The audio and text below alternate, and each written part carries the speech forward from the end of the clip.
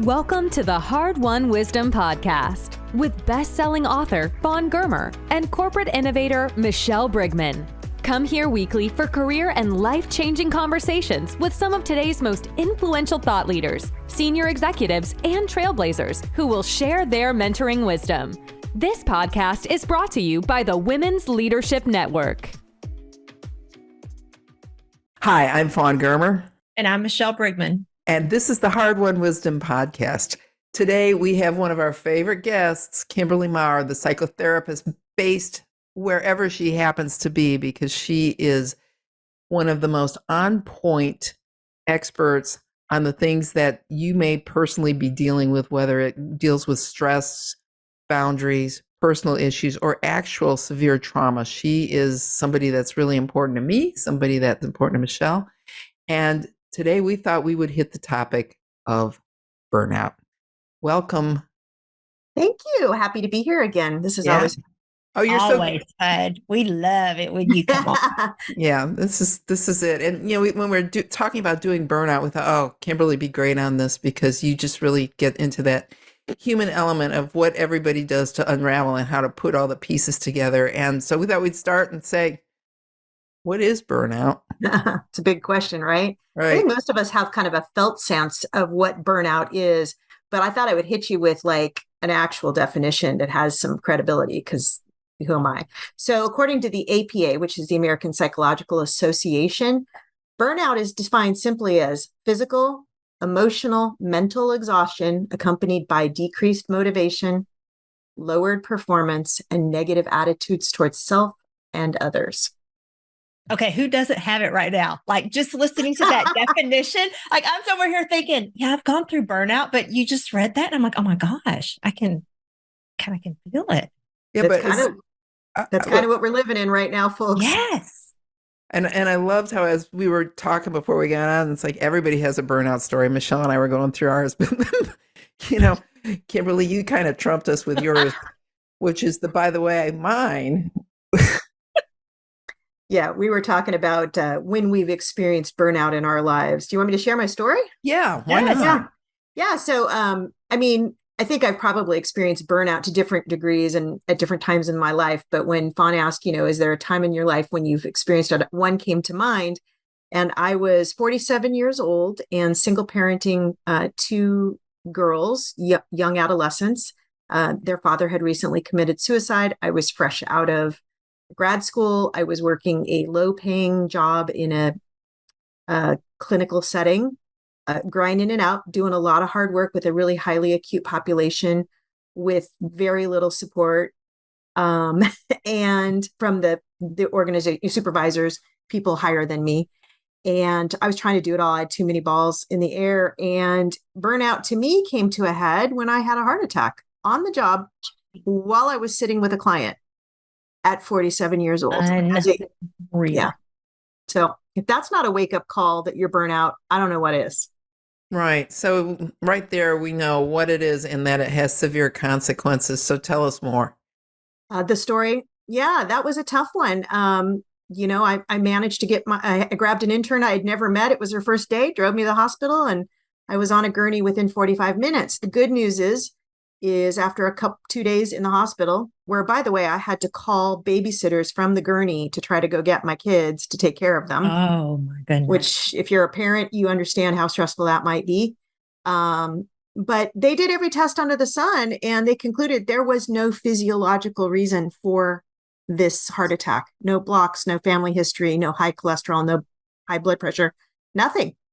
And what they told me was the cause of this was chronic inflammation of the microvasculature.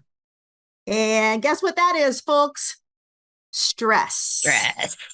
Stress is awful. And people just don't realize like the chronic sustained stress and the toll it takes on your body. It causes everything. Yeah. Mm-hmm.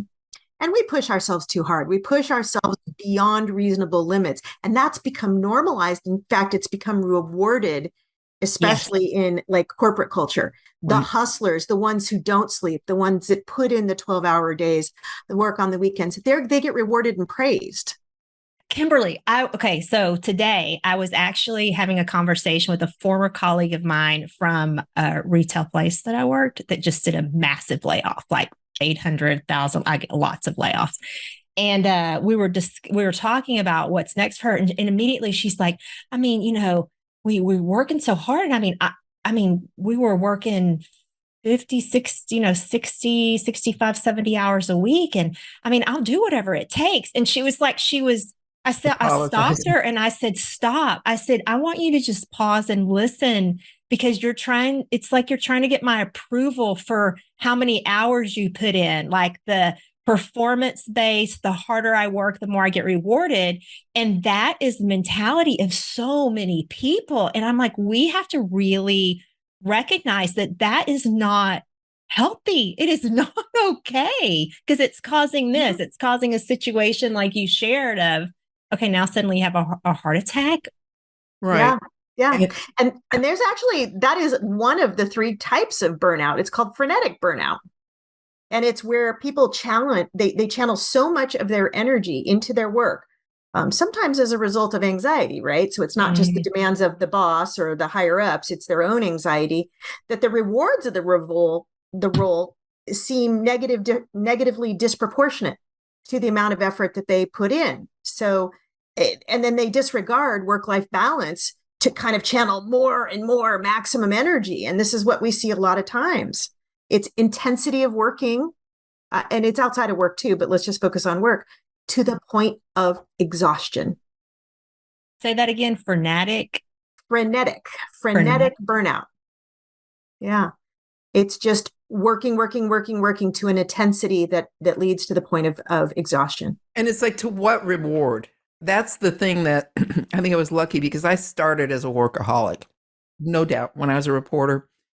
And it's a long story, but I had a young awakening. And then so that my master was never going to be the boss. My master had to be the universe, which was, I'm here on this earth for a short time. I want to have a full and complete and happy life. How do these pieces fit together? But what happens when you go to work in an intense environment, and many demanding situations ramp up the intensity within us that we lose perspective, and you go in there and that becomes your world.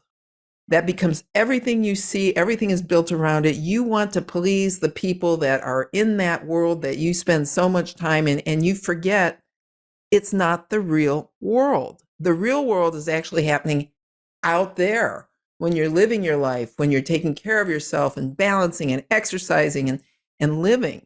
But when you're in that vortex, you're sucked in, and there's no perspective. And you're the lobster in the pot, right?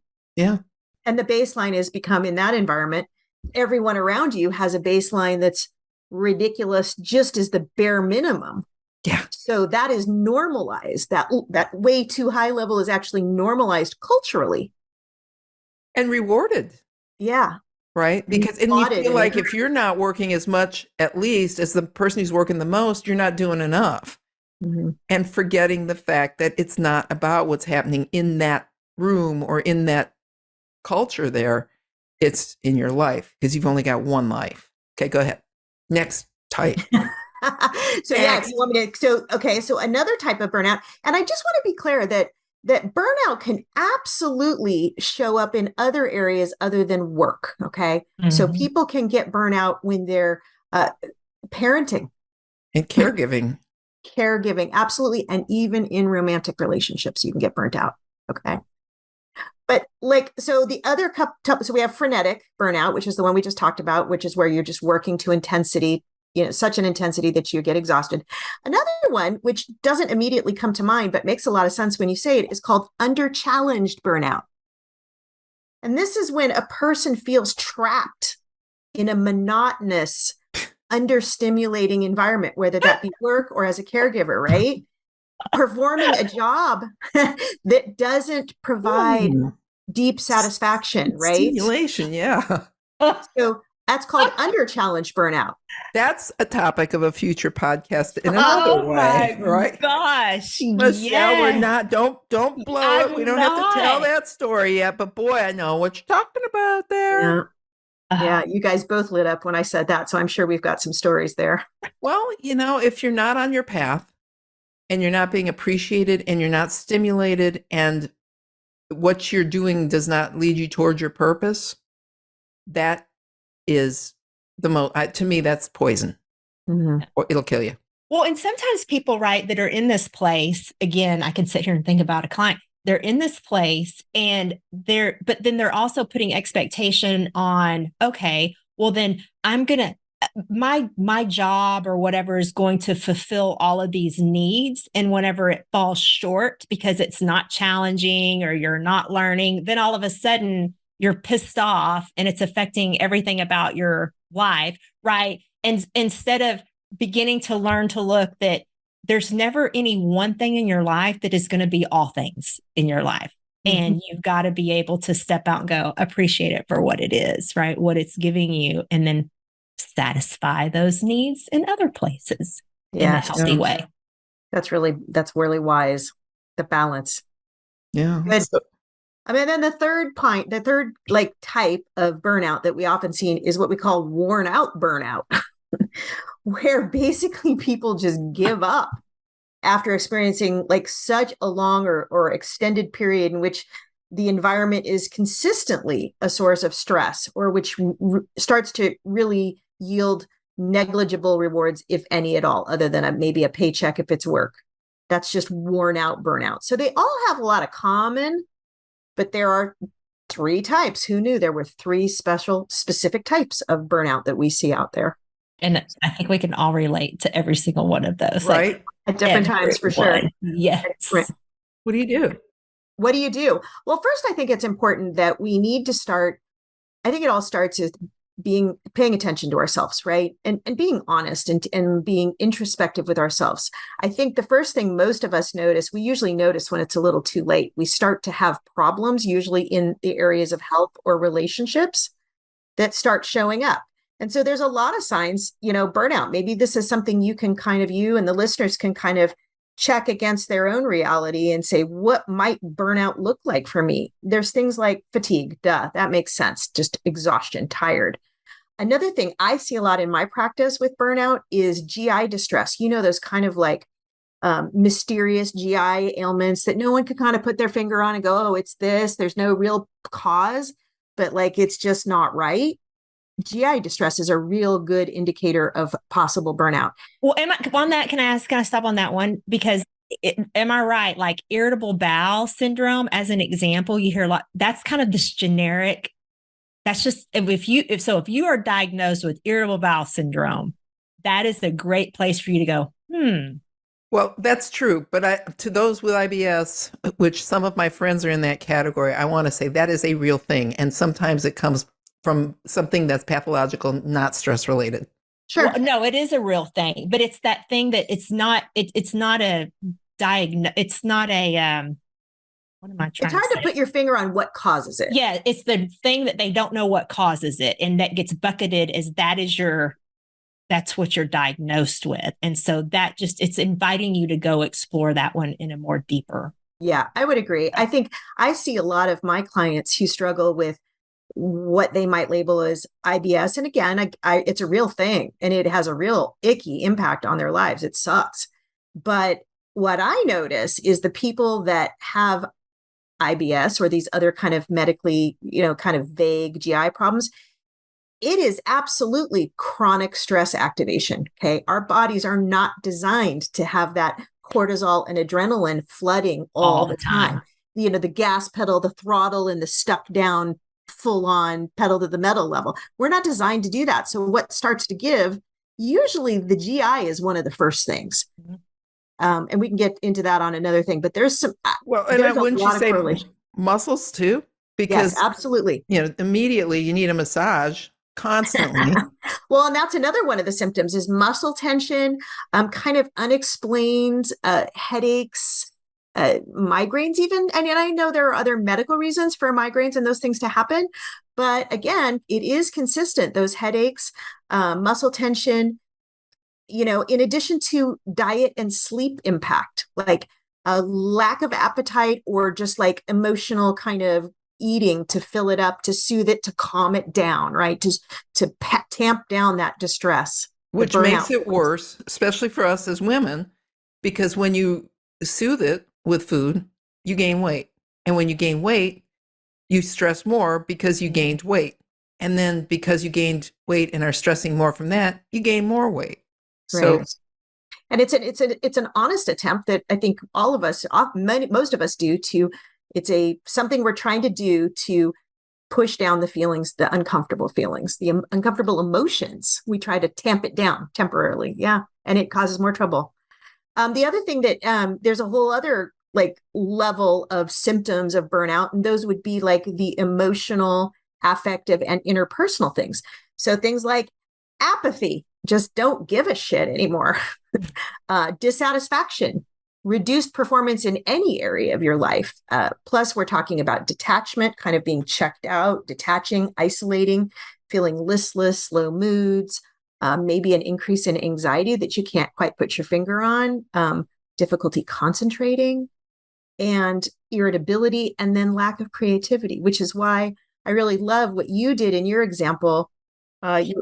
Oh, shoot. She has to share your example on about what you did when you were feeling burnout. Yeah. I mean, and I definitely, I had a burnout that was born out of a really crappy boss who was a jerk. And I was a reporter and he was terrible to me. And so I slacked off in protest, which only made it worse because, you know, if you're coming in late and taking sick days, then other people are picking it up for you.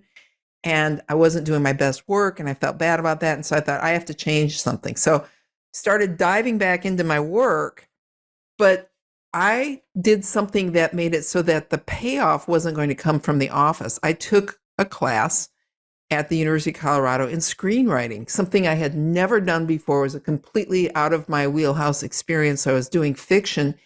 And as a writer, that was incredible because in journalism, there are very clear rules, what you do, how you do it, both sides of the story. But here is something where I'm in charge. You can die if you're a character I don't like, and you know, and you can find great love or whatever. And I had total control of my writing, and I would come home every night so excited to dive into my fiction that it was not a problem for me to continue working for quite a while. And I credit that decision to learn something different that let me channel into something else with getting me to the point where I could actually see what my next career had to be, which, you know, I still had one more job in journalism as an editor, still didn't know what it was, but then it was that move into being an author and a keynote speaker that absolutely was born out of the fact that I bought time by doing fiction so that I could then see what it was that I really was meant to do. And I tell you, if there's something else you are passionate about, find that and dive into that, because that's a vacation when you're at work. And I love the other part of that, just from a psychological standpoint, the fact that you chose something that was creative, right? That is very balancing and resetting for our autonomic nervous systems.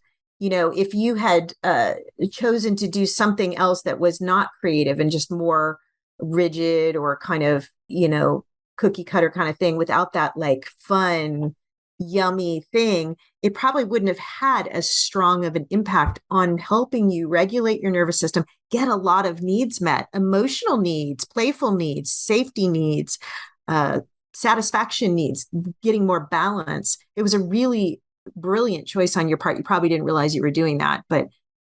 And I have to say that I do know a lot of people who say, gosh, I'm not a writer, I'm not creative in that. And that I learned a lot that year when I lost both of my parents, because for me, when I had to come out of that depressive fog, I did that by walking the beach. And every day I did, 7 to 10 miles on a different stretch of beach until I had walked every inch of our coastline here.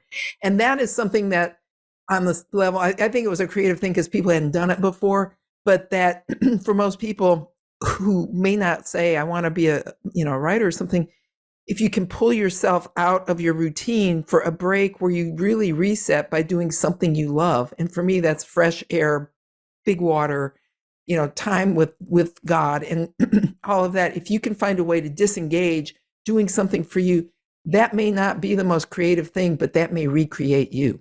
Yeah. And it can be done. I understand that, we in this room here might have a little privilege, right, to be able to do some of those things. But this can be done, this kind of balance creating with something that is your own on the side, or in addition to, can be something as small as, if you enjoy cooking, it could be one night a week, you pick a recipe and get creative in the kitchen. For a season of time, one thing I just took up is I got into embroidery.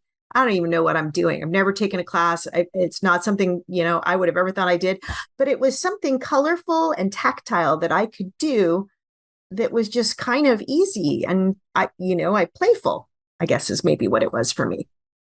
I know when I hit my place in burnout, right?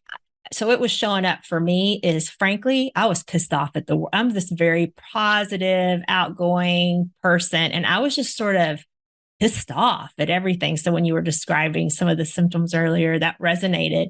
But I also recognized that I was feeling very out of control. I felt like a lot of things, particularly in my life, were sort of I was being impacted by other people's decisions, whether it was what my boss was doing at work, whether it was in my relationship, like it was affecting me. And I needed to find control of how I responded. And it had just gone so far down the path that I had lost sort of that sense of control. So I ended up enrolling in a health and wellness school. And it wasn't because that was what was so attractive to me. I liked the program because it was going to force me for a year to dive deep and re-explore what makes me happy, reconnect with myself, experiment with what I ate, experiment with movement, experiment with creativity. And it just opened up all these doors for me to block out everybody else and focus on what fulfilled me, and then let that guide me on what new behaviors I wanted to implement. So I was no longer focusing on all the shit that was going on around me. And I was focusing on, ooh, that makes me happy. How do I bring some of those things in? Who am I spending time with? How am I using my time? And it just completely changed my life, and then led me on a whole different trajectory of my corporate job and my health and wellness work. It's beautiful. So both of you, in both of your examples, whether you knew it or not, you started upping the self-care. Yeah. And I know a lot of people think that self-care, well, that's getting our hair done and getting a mani-pedi, right? But that is not self-care. That's self-maintenance. I'm sorry. And I'll argue that to the end, right? But self-care is finding the things that bring us joy, that bring us lightness, to bring us back to ourselves and help us tap into that yummy part of us that we somehow get trapped into kind of pushing down and lower and lower and lower on the priority. And so self-care for both of you, I think, was where you went, whether you knew it or not. We're empty, right? Everybody's tank is completely depleted and empty. And you forgot, I always say you don't even know what you want anymore because you've given it away to everybody else. So now being able to give yourself permission to go, all right, I gotta save. This is my lifeline. It's up to me because nobody else is going to do it. Like Fawn with your class, and, just being able to reconnect with that is incredibly important and powerful. And it's needed, and it's okay to do it. But Kimberly, sometimes that's really hard because when you are burned out, you get your self-esteem takes a hit, you're a little depressed, and it may be really hard to take action, get off the couch. So how do you advise people to make that kind of a start? Yeah, that is hard because when you're down in the dumps that low, it is hard to see it for yourself. So this is where, solid supports, your support system, the people in your life come into play. And also, if you don't have a super strong support system, if it's available to you, get some coaching or some mental health support.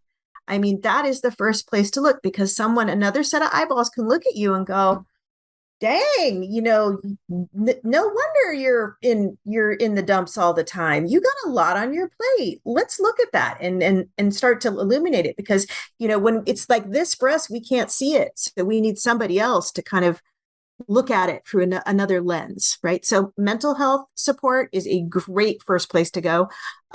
Coaching, that could be coaching, working with a counselor or a therapist. That could be getting into some kind of group thing. That's a good place. Or tapping into your social supports. Some of us are blessed to have some people in our lives that can speak truth unto us, that we allow to speak truth unto us, better yet. So that's a good place. If you do have some awareness that you are burnout, maybe after listening today, if your listeners feel like, whoa, like maybe that's what's going on for me, some of the other things you can do to cope with burnout is, like we talked about, self-care. Self-care is really good, and that's doing things for yourself. Building in breaks. I was going to mention that earlier. Yep. Building in breaks. I know both of you guys just took a vacation, and in a couple of weeks, I'm going on a vacation. And it doesn't have to be like a big elaborate vacation. It can be just, I'm checking out, even if it's staying home and taking care of myself. So building in breaks and check-ins. So something else we can do, if you have kind of an awareness that you are feeling like you might be in the burnout zone, is to take breaks. Okay. And breaks could look a lot of different ways. It could look like just scheduling time in your day. If it's 5 minutes to go outside, breathe the fresh air, get some sun on your face, put your feet on the ground, whether it's a small break to go and laugh with a friend or a coworker. Without your phone.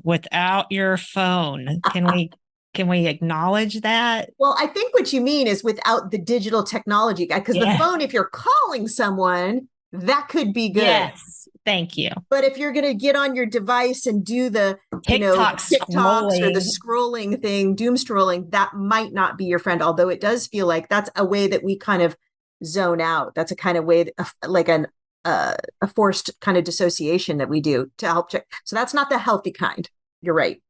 Or maybe it's little short breaks. Maybe it's starting to use that PTO that you have accrued. Or if you're a caregiver at home, maybe it's in actually asking for help and getting somebody to come in and give you some respite. Or if you're a parent with littles, my God, that is so taxing. And I remember feeling really burned out at that season of my life. Finding other parents and things you can do that you can go and take your kiddos to, where you can kind of just hang back and let them get their energy out or whatever while they play with friends, and you reset maybe with other peers who are in a similar place. So built-in check-ins is awesome.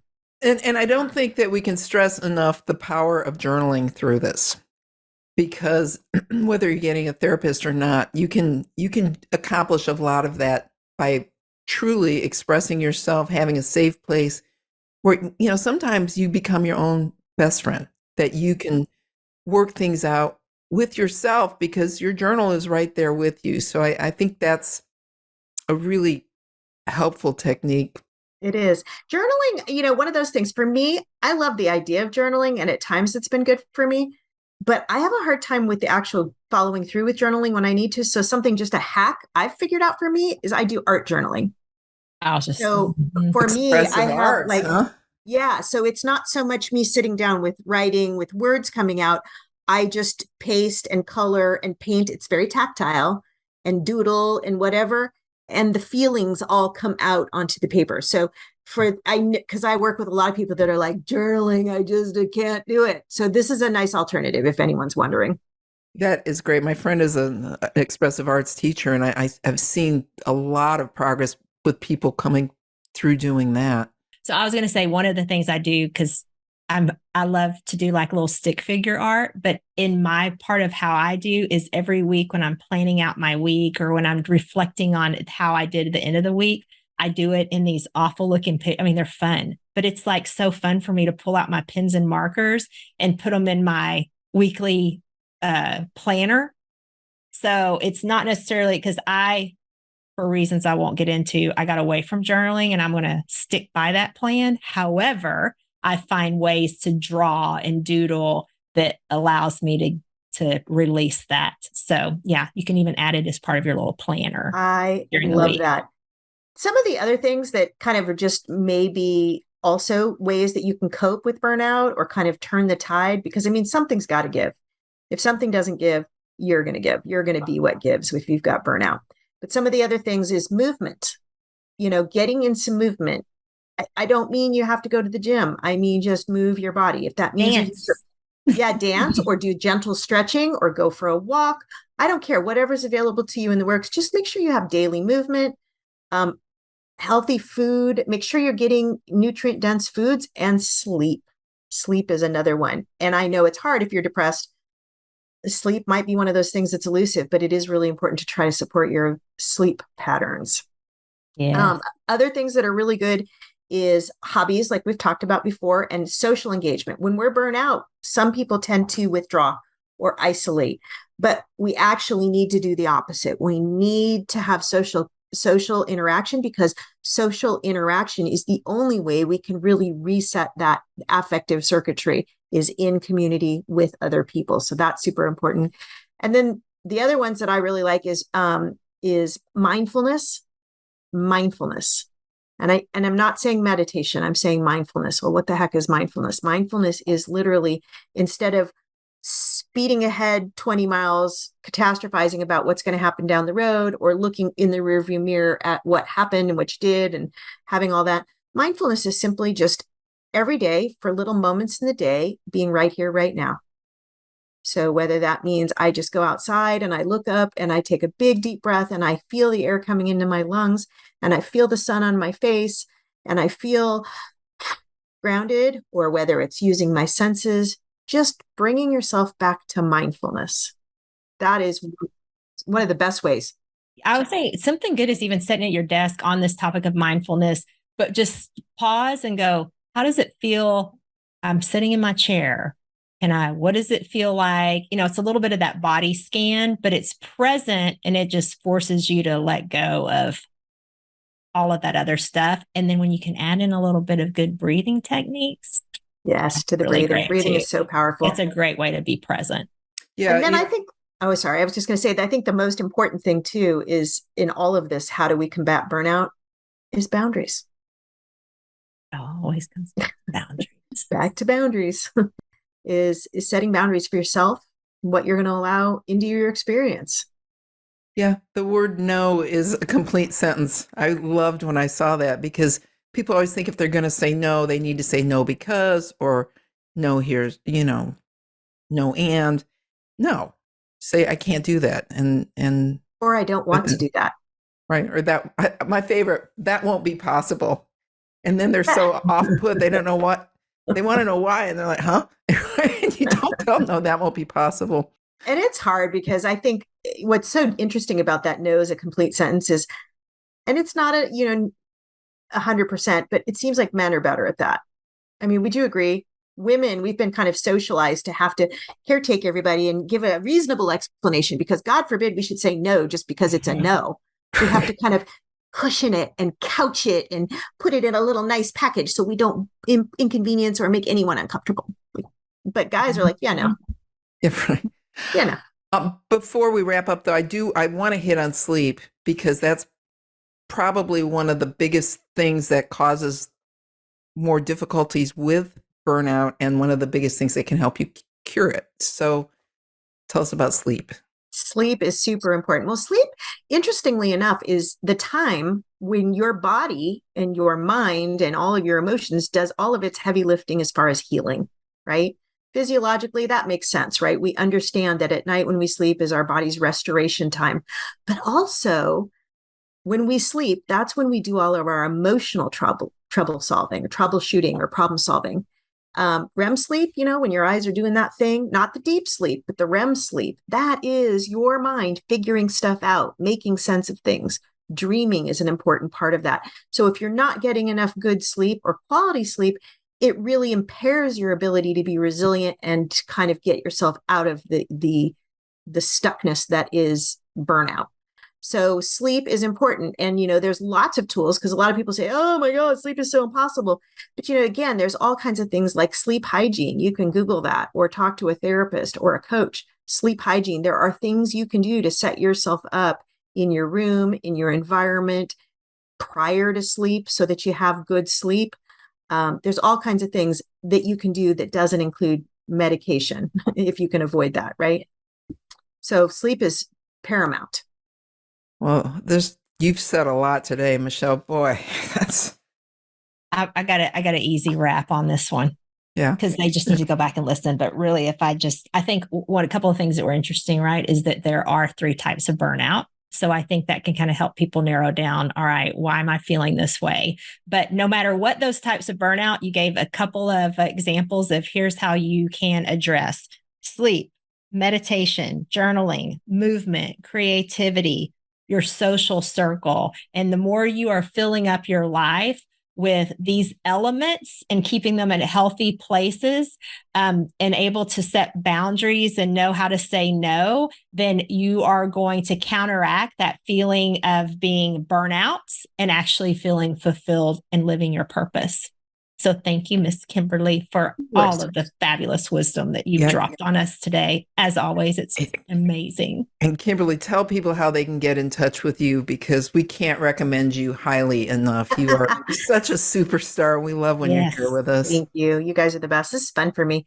You can reach me on my website, bestdammyou.com, just like it sounds, with the naughty word and all. bestdammyou.com. And I do coaching internationally, and I am able to provide psychotherapy to residents of Arizona and Florida. And I'll be a testimony as a coaching client of hers. Fantastic, and also great with teens. So, with helping people figure out how to parent teens. That's a whole other topic, ladies. Good Lord have mercy. Surviving parenting your teens and young adults. And I have to say, because I've had friends go through this, she is killer as an expert on dealing with trauma. So, and a great person. So thank you so much for being with us. And we'll see you when you come back, because we're not done. I know, but before you go, I want to tell our listeners, right, to go to our website or any of our social media posts where we post about Kimberly's message, and subscribe to the podcast using our link that we'll provide, because we're going to give you access to some super cool bonus content from all of our guests. So I hope you check that out. At hardwonwisdom.com, HARDWON wisdom.com. Thank you for joining the Hard Won Wisdom podcast with best-selling author Fawn Germer and corporate innovator Michelle Brigman. Join us weekly for career and life-changing conversations with some of today's most influential thought leaders, senior executives, and trailblazers who will share their mentoring wisdom. This podcast is brought to you by the Women's Leadership Network. Visit hardwonwisdom.com for more on this podcast and for links to Fawn and Michelle's web pages and social media. Also, be sure to rate, subscribe, and review wherever you listen to your podcasts. We really appreciate that effort, and we'll see you next week.